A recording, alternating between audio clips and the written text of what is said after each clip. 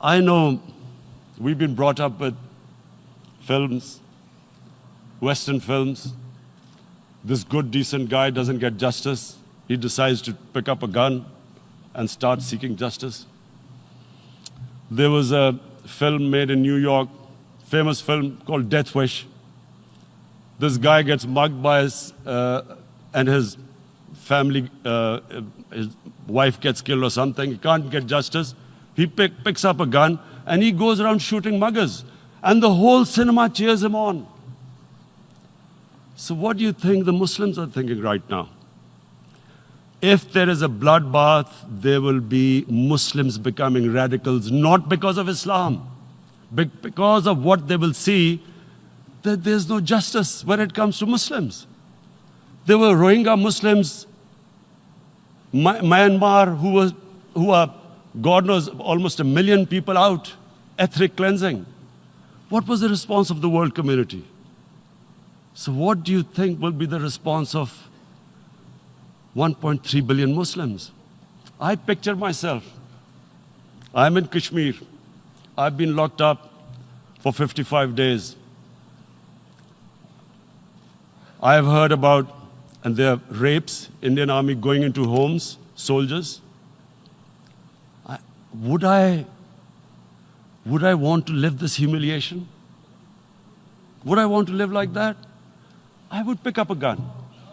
You're forcing people. You are forcing people into radicalization. When people lose the will to live, what is there to live for? And this is what, if you can do this to human beings, you are actually radicalizing people. And so, Mr. President, I want to repeat here, this is one of the most critical times. There will be a reaction to this. Pakistan will be blamed. 2 nuclear-armed countries will come face to face like we came in February. And before we head in that direction, the United Nations has a responsibility. This is why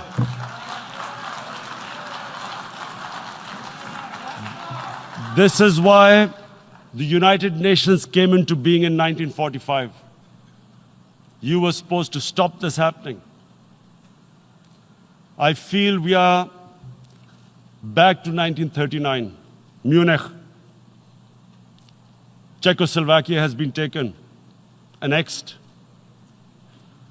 What is the world community going to do? Is it going to appease a market of 1.2 billion, or is it going to stand up for justice and humanity?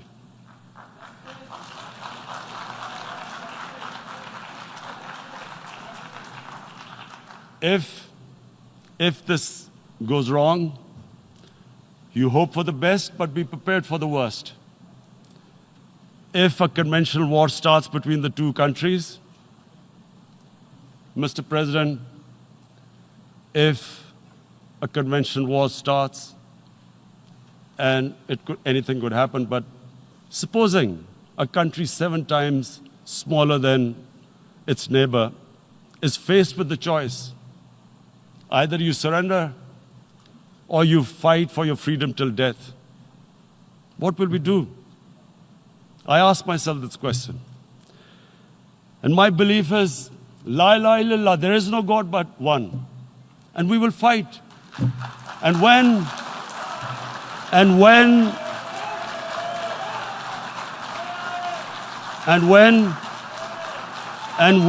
a nuclear-armed country fights to the end, it will have consequences far beyond the borders. It will have consequences for the world, which is why I repeat I'm here. Because I'm warning you, it's not a threat. It's a fair worry that where are we headed? And I've come here to tell the UN, you've got to, this is a test for the United Nations. You are the one who guaranteed the people of Kashmir the right of self-determination. They are suffering because of that. And this is the time This is the time not to appease like in 1939 appeasement took place. This is the time to take action. And number one action must be that India must lift this inhuman curfew, which has lasted for 55 days. It must free all political prisoners, and especially those 13,000 boys that have been picked up. Parents don't know where they've disappeared. And then the world community must give the people of Kashmir the right of self-determination. Thank you. En nombre de la Asamblea General agradezco. On behalf of the General Assembly, I would like to thank His Excellency, the Prime Minister of Pakistan, and I ask protocol to escort His Excellency.